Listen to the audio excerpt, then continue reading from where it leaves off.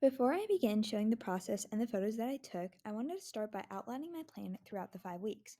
Originally, I had planned to take 5 photos for each of the weeks, but soon realized that that wouldn't be possible as editing the photos by itself would take a week. So, my plan was to take 4 photos, each with different themes, and have the last week purely allotted for editing and presenting the photos. Throughout the video, there will be glimpses of the raw, unedited pictures, and the finalized photos will be shown edited at the end. So, in order to give a little bit of a reference of what type of cameras I was using, I used the Canon T2i Rebel camera. This is like a pretty professional camera, and then I was comparing it to my phone camera, which is the iPhone 14. When I think of photography, I think of nature and scenery, which is probably the most photographed thing. So I wanted to start off week 1 by actually going outside and being with nature. I went to a local nature preserve near my house. I believe it's called Old Stover Trailhead, closer to the time where the sun sets, and I took photos on both the camera and my iPhone camera. I noticed that the camera was attempting to make the colors of the sky very light and bright, almost like studio lighting, which didn't photograph well and truly get like the depth of the sunset.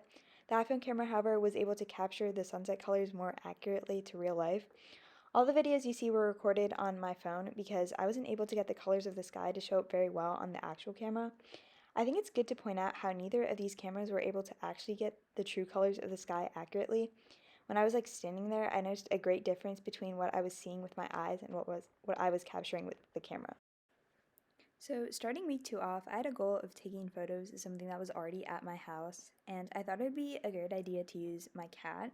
This turned out to be probably the worst idea I made throughout this process because, as I discovered, animals are not very cooperative and can't listen.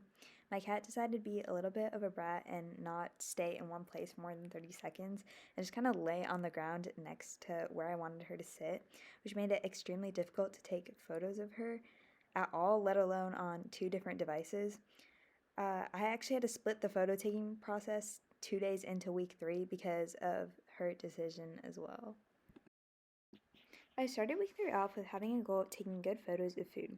I originally had the idea to take photos with some sort of sandwich or burger, but the burger that I got was not very pretty and I didn't necessarily like how the photos turned out. So I decided to scrap that idea and take photos of fruit instead. I went to the grocery store and decided to get a lemon and an orange, which actually ended up being a grapefruit, and an avocado. I found this random room in my house that had a nice hardwood floor and brought over a really bright light from one of our construction areas. I also brought over a knife and a cutting board that ended up being the platform that I photographed on. I thought fruit would be an interesting thing to photograph because there are so many different colors and shapes. I also often see photos of fruit that looks really appetizing, and I wanted to give a try and see how hard it was to recreate.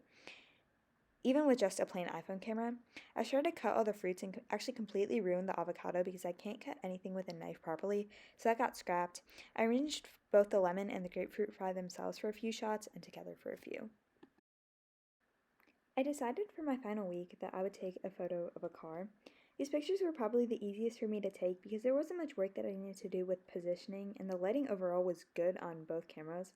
I noticed some dirt on the front of the car, but deciding that editing that out would probably be the best option because it wasn't too big or noticeable, and I think these photos were taken in record time as well, and I ended up really liking how they turned out.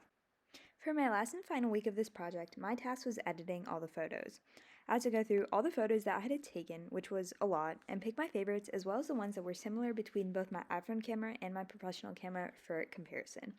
I honestly ended up just using a spinning wheel to decide for me because I was usually stuck between 3 options. And I ended up actually paying for Adobe Lightroom, which I highly recommend for anyone looking to edit photos professionally because there are so many tools that, and I only ended up touching like a few. The project definitely opened my eyes to the power of the iPhone camera. Although I don't think it is better than my professional camera, it definitely compares and it is very good. Editing was a drag and I honestly hated every single second of it, but I do think it gave the final kick to already good photos and made them what they are now.